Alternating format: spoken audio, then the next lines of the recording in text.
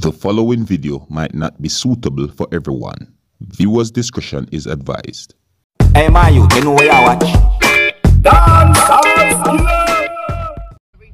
Every house right now in Abaco, if there's not one house in Mashaba that is standing, there's not one absolute building that is standing. All the churches are gone. All the gas stations are gone. All the food stores are gone. All the schools are gone. All the homes are gone. Not literally just saying it to say it. Everything is absolutely gone. There is no life in Abaco, period. The whole island got washed away. Places where you know that was standing, you can't even tell whether that this place was standing here, what used to exist on this piece of block. Nothing is there anymore. When you walk the town, all the bushes are brown.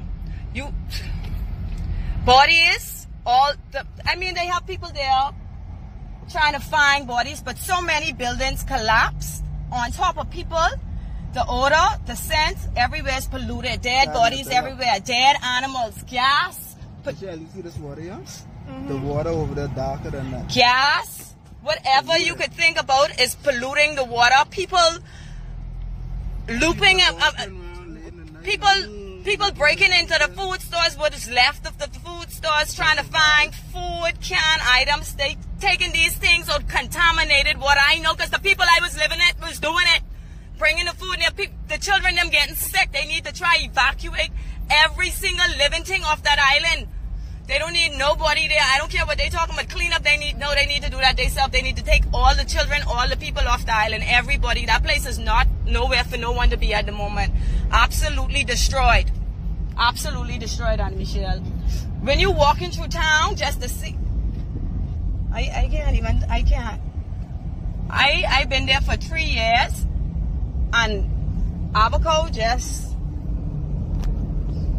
seeing what it was. Tarana, you make it, you home.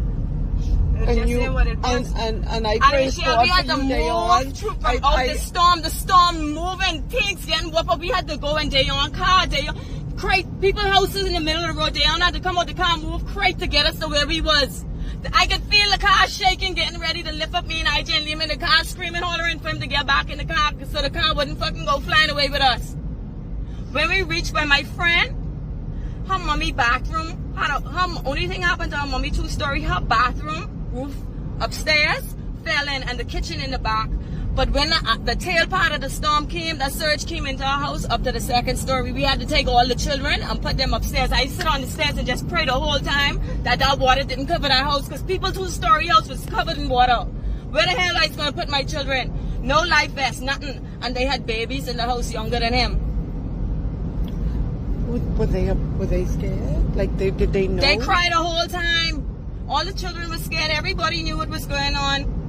As young as they were, they know it was something drastic happening. Oh, you could hear ripping going on outside. And Michelle, this was enough. But I need to sit down in front of the news and see what took place in Abaco, because that couldn't just been a hurricane. There have been multiple tornadoes. It wasn't just a hurricane. There have been tornadoes. The way people's homes are destroyed, and me living in this Bahamas, I done been through a Category 5 hurricane right there in South Beach by Jam. I have never seen nothing like that. That was not only a hurricane. When I went back home to where we were staying, I couldn't believe it. If we had stayed in there, it's a good thing you're on there. I packed one little bag. Where's Prisca? She stayed by her mommy. Okay. They don't want to leave the island. They gonna have to leave. And the island is polluted. Her niece already in there with a high fever. Every day they going out in town, bringing back these things or the contaminated water where you could smell them. I passed 3 dead bodies the first day when I decided to, after the water died down, because water was through the town up to your chest. I say, I'm not getting sick. I tell her my skin started to break out and all. I say, I can wait till the water died down. You walk in, you could see the dead bodies. Bodies everywhere. Everywhere you ride, you could smell it. They have a whole, what they call it? The truck with the bed on the back. They have some people, flatbed, they have some people dressed in white with the masset. Like 20 of them just riding around looking for dead bodies right now as we speak. That's only the set in the open. And that's only the set in the open. Because every single house I pass from where I live, every house I pass is collapsed. Or you don't even know that there was a house there. The whole house is gone, break down. Like Anna Michelle, this shit is like shit you see happen in Haiti. In the movies? This, Everyone I know. That's like a nightmare. I never ever thought I would have ever expected. I just thank God I'm alive. And My friend Ajane, I don't even know if she's alive. She might be dead. Viewers and subscribers, the lady we see right there so in this video is a Bahamian, and she's explaining the current situation that is within of an island that is called Abaco, that is from within the Bahamas, right? And she just explained quite a few things that make her realize that, yo, that place is totally like it's destroyed due to the event, you know, the Hurricane Dorian event, right? That hurricane, which is a Category 5 storm that passed through and destroyed a lot of things. Now, viewers and subscribers, while that hurricane was happening, you know what I mean, we see footage, we see all kind of videos come out where the flooding was high and all these things and so forth. And at that point, a lot of people was hoping that, yo, nobody no get hurt and so forth. But however, within a few hours within a few hours or to the next day of the hurricane, there was words out that there was casualties.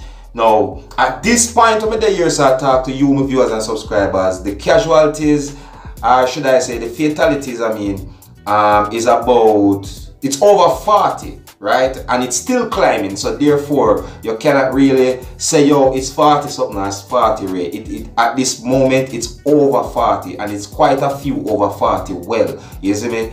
And there is rescue teams that come from other country, like United States, send out a rescue team to help with certain things. And you can hear where the lady has said that there's body, that body there and so forth. You can smell the bodies all over the place and so forth. The grass is brown and everything there. It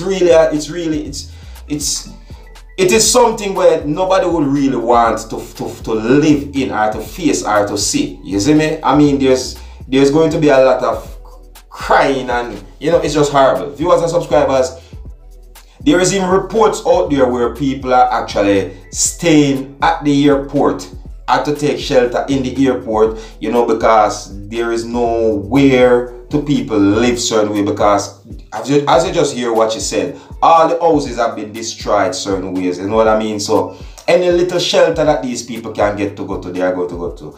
There is also reports where people go into the supermarkets and stores, whatsoever is left of the Hurricane Dorian event, you know, whatsoever is left where them can, you know, it's basically survival. So what happens is, like, people get desperate because the place is so destroyed and that little part of Bahamas.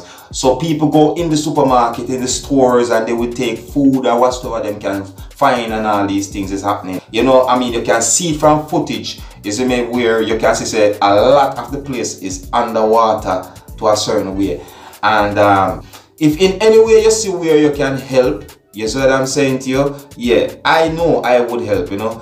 And there is somewhat of a donation thing that is going on right now to out there, that is somewhere out there that you can donate with them. And there is also reports where other people trying to, you know, to help, you know, give phones, give certain things, and that even the stewards, you know, like, you know, Butch Stewards, you know, the Sanders and so forth. Yeah, but I'm not saying that it's Butch Stewart himself announced this, but it's one out of them. If it's not him, I think it is most likely the son.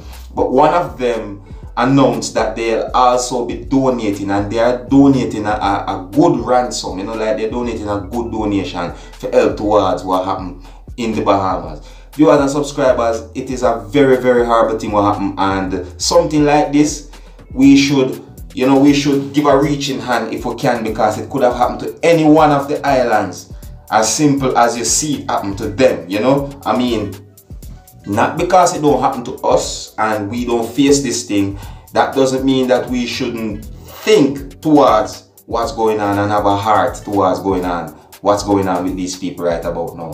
You get what I'm saying to you? And you can also learn from an event like this, and never take the warning signs of a hurricane lightly. It is a very serious thing. You understand? This minute it can be Category 1, and within no time, you know, like a day, you know, I don't know, you can never predict nature, but it can just turn into a Category 5 just like that. You understand? And who knows, you know, you have to just be careful, alright? Just be careful, take the best precautions and so forth, alright? So there you have it, viewers and subscribers. Me just make you hear from a Bahamian explaining the situation of how Bahamas is right now, and I hope you can understand from that what this lady that just explained. Alright, so until the next time, my name is Dancehall Skilla. Wanna big up on yourself, you see. Hey man, you know where you watch Dancehall Skilla. Yeah, man. Hey yo, Skilla. You are watching Dancehall Skilla Entertainment.